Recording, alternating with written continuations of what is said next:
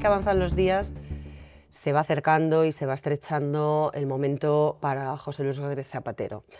El expresidente del Gobierno tiene una causa declarada secreta que le salpica presuntamente por una serie de operaciones ilegales de blanqueo de capitales, nada menos, a nivel macro e internacional, en el que están implicadas algunas fiscalías anticorrupción europeas, además de la española. Sabíamos y conocíamos esta semana, lo publicaba yo en el debate, que el rescate de Plus Ultra, en el que presuntamente intermedió precisamente José Luis Rodríguez Zapatero, que tiene vínculos con Julito Martínez Martínez, el gran conocido para ti empresario alicantino, que está siempre cerca o a la sombra del expresidente del Gobierno, se concedió ese rescate previa presunta o supuesta intermediación de Zapatero,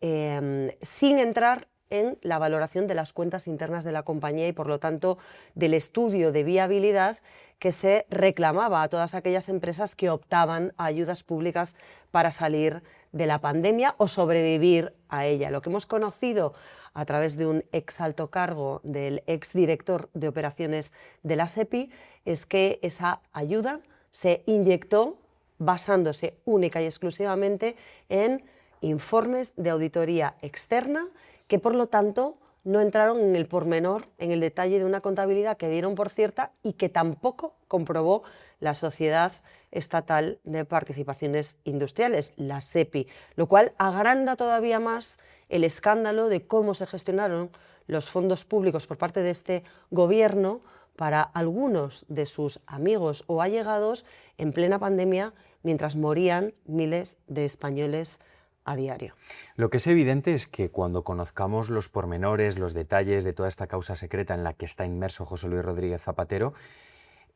al hilo de todo lo que nos acabas de explicar, María, seguramente vamos a conocer, bueno, pues la implicación de miembros de la SEPI, no solo por cómo se adjudicó este rescate a la aerolínea Plus Ultra, sino, entre otras cuestiones, por qué se permitió a varios de los accionistas de esta aerolínea venezolana salir de la compañía cuando aún no se había devuelto el dinero, ¿no? Y todo esto es muy relevante porque la SEPI gestó esta huida, por decirlo de alguna manera, de estos altos cargos de la compañía justo en las mismas fechas en las que el expresidente del Gobierno se veía a escondidas con Julio Martínez, con Julito Martínez, su presunto testaferro, en el Monte del Pardo, ¿no? En un paraje sin cobertura telefónica donde ellos creían que nadie les estaba viendo, ¿no? Que nadie excepto tú. Efectivamente, que nadie era consciente de esos encuentros clandestinos, ¿no? Pero la realidad es que conforme va pasando el tiempo y se va prorrogando el secreto del sumario, bueno, pues el nerviosismo de Zapatero está ahí, ¿no? Porque si no hubiera nada, como dicen desde el entorno del Gobierno, bueno, el propio expresidente del Gobierno dice que todo son patrañas, y esto son palabras literales, pues a lo mejor ni hubiera hecho falta, ¿no? Que hubiera existido un secreto de sumario. Lo que es evidente es que está a punto de levantarse ese secreto, por lo tanto, estamos a muy poco tiempo de conocer los pormenores de exactamente cuál fue el papel de Zapatero en todo lo relacionado con Plus Ultra. Vamos a ver si hay algún indicio en la línea de lo que apuntó Aldama, que es que Zapatero, según su versión, cobró 10 millones de euros como consecuencia de facilitar este rescate y que es un dinero que, según dijo el empresario, está en una estructura fiscal a nombre de testaferros en el paraíso fiscal de Panamá, y a partir de ahí, bueno, pues vamos a ver cuáles son los siguientes pasos y si Zapatero pasa a ser investigado, ¿no? Es decir, si le imputan dentro de todo este asunto. Pero aquí hay una realidad, que es que lo que comenzó siendo una investigación por el rescate de Plus Ultra, bueno, pues se ha extendido, y que el gran temor de Zapatero es que él, bueno, pues él era consciente de que cuando detuvieron a su presunto testaferro, no solo iba a aflorar todas las gestiones que él hizo a favor de la aerolínea venezolana, sino que también íbamos a conocer, o la justicia y la Policía Nacional iba a conocer, bueno, pues todas las cuestiones en las que ha estado involucrado durante los últimos años, que su objetivo era que no trascendieran, claro. Hombre, es evidente que no quería que trascendiesen cuando tomó tantas precauciones para reunirse con una persona que presuntamente era un amigo. Si yo me reúno con un amigo, tú te reúnes con un amigo, no buscas un lugar apartado de las miradas indiscretas, totalmente blindado, sin cobertura para no poder ser geolocalizado, utilizando teléfono teléfonos desechables y además en un entorno en el que para acceder tenías que tener una persona desde dentro que te permitiese ese paso a una zona restringida. Se tomaron muchas molestias para simplemente dedicarse a hacer deporte juntos. Esta es la primera o el primer indicio que pone a Zapatero en el punto de mira. Cuando tú tomas tantas precauciones es que algo tienes que ocultar, presuntamente al menos. En segundo término, porque se las prometía muy felices el expresidente del Gobierno cuando se archivó esa primera causa del rescate de Plus Ultra, precisamente porque se enzarzaron en una serie de cuestiones contables que ahora se confirman, como yo comentaba antes, sobre ese rescate en el que no se revisaron las cuentas reales y el estado financiero de la compañía, y el perito judicial ya señalaba este camino. El perito designado por la jueza de instrucción inicial que se hizo cargo de esta causa del rescate de Plus Ultra apuntaba que la compañía estaba quebrada antes de pandemia y que por lo tanto ese rescate no iba a ser un rescate destinado a salvar la actividad de una empresa que estaba pasando por una mala racha de parálisis general de la actividad económica, sino que en realidad probablemente tendría otros fines.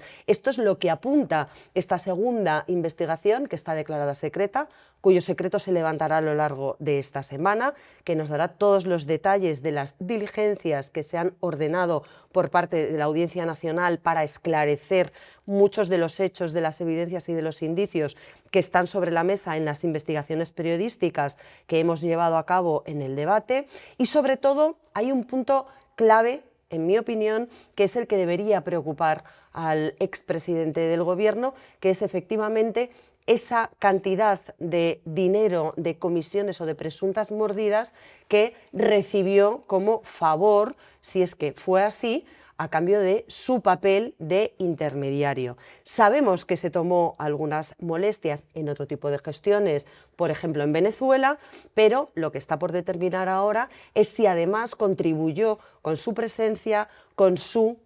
figura, con las influencias propias de un cargo en el que había estado al frente de un ejecutivo en España y por lo tanto gozaba de información privilegiada y de contactos muy específicos para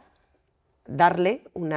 privilegio, un beneficio a una empresa que no lo merecía. Y aquí estamos hablando efectivamente de delitos presuntamente muy graves. Claro, pero si es que la prueba más evidente es que el vehículo que usó el expresidente del Gobierno para canalizar solo el dinero que cobró a través de la sociedad Pantalla Análisis Relevante, justo después del rescate, estamos hablando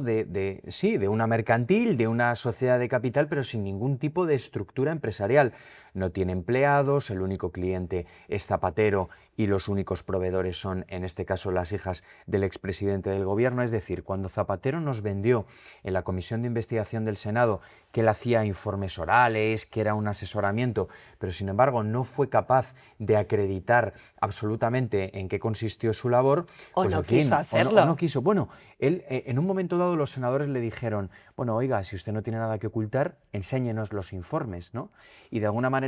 Zapatero vino a decir que no lo podía por la intimidad de los informes. Yo no sabía que los informes tenían intimidad. Era indemostrable. Eso es una cosa. Oye, a lo mejor los informes también iban a correr al Monte del Pardo. Como él decía que iba al Monte del Pardo a correr, con un amigo Julito suyo. llevaba una mochila Claro, con documentos. Con documentos, efectivamente. Pero es que ese argumento del expresidente del Gobierno de que su íntimo amigo, que iban a hacer deporte todos los días, se cae de una manera tajante, ¿no?